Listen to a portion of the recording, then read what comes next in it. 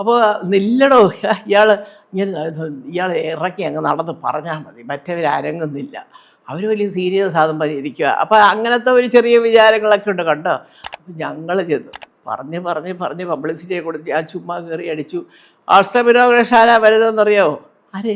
പ്രേംനസീർ ശാരദ. ഞാൻ എൻ്റെ ഉണ്ടാകണൊക്കെ ഞാൻ കണ്ടിട്ടില്ല. രണ്ടുപേര് കൊച്ചങ്ങ് കലക്കി. ആകെയുള്ള ഒരു പരിചയം കളിത്തോഴൻ എന്ന് പറഞ്ഞ പടം സംവിധാനം ചെയ്ത കർമ്മചന്ദ്രൻ എന്ന് പറഞ്ഞ ചേട്ടൻ കൈനിക്കര പത്മനാഭപിള്ളയുടെ മകനാണ്.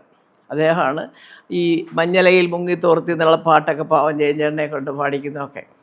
3 പേരുണ്ട്. ഞങ്ങൾ ഒരു വണ്ടിയൊക്കെ എടുത്ത് ഒരു ദിവസം കോളേജിൽ നിന്ന് നേരെ ഭദ്രച്ചിറ്റയുടെ ഷൂട്ടിംഗ് ഇറങ്ങുമ്പോൾ എല്ലാം സ്റ്റുഡിയോ ചെല്ലുമ്പോൾ ശാരദയുണ്ട്, നസീർ സാറുണ്ട്. ഞാൻ പറഞ്ഞു, എൻ്റെ പൊന്നെ നസീർ സാറേ, ഞാൻ ഇന്നാരാണ് കർമ്മേന്ദ്രൻ.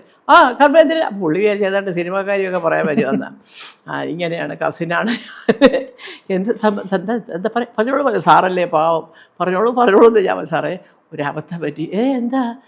ഞങ്ങൾ വിമൻസ് കോളേജിലെ ആർട്സ് സബ് സെക്രട്ടറിയുടെ ഒരു ഇലക്ഷൻ ഞാൻ കയറി പേര് കൊടുത്തു. ഞാൻ പ്രീ ഡിഗ്രി സെക്കൻഡ് ഇയർ ആയതുകൊണ്ട് എല്ലാവരും പറയുന്നു മിടുക്കിയായിട്ടൊക്കെ പ്രവർത്തിച്ചില്ലെങ്കിൽ തോറ്റുപോയതല്ല. തോറ്റാൻ സങ്കടമില്ല, പക്ഷേ ഞാൻ കയറി ഒരു വേണ്ട അതിനെ പറയും. എന്താണ് സംഭവം? ഞാൻ പറഞ്ഞു, ഞാൻ ജയിച്ചാൽ ആർട്സ് ഇനോഗ്രേഷന് പ്രേംനസീർ സാറിനെ ശാരദ ചേച്ചിയെ കൊണ്ടുവരുമെന്ന് പറഞ്ഞു. അങ്ങനെയാണ് ഞാൻ അറിയുന്നത് 2 പേരും കൂടെയുള്ളൊരു പടമാണ് ഇവിടെ നടക്കുന്നതെന്ന്. അപ്പോൾ നസീർ സാർ ശാരദ ചേച്ചിയെ വിളിച്ചു. ശാരദ ഇങ്ങോട്ട് വരണം.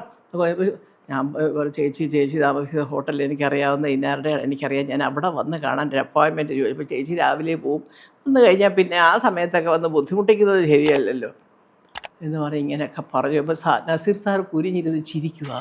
സാറിന് ചിരി വന്നൊന്ന് ആലോചിച്ച് നോക്കി. ഒരു കാരണം പറഞ്ഞു, ഞാൻ കയറി പറഞ്ഞു പോയി, അതുകൊണ്ട് സാറ് വന്ന്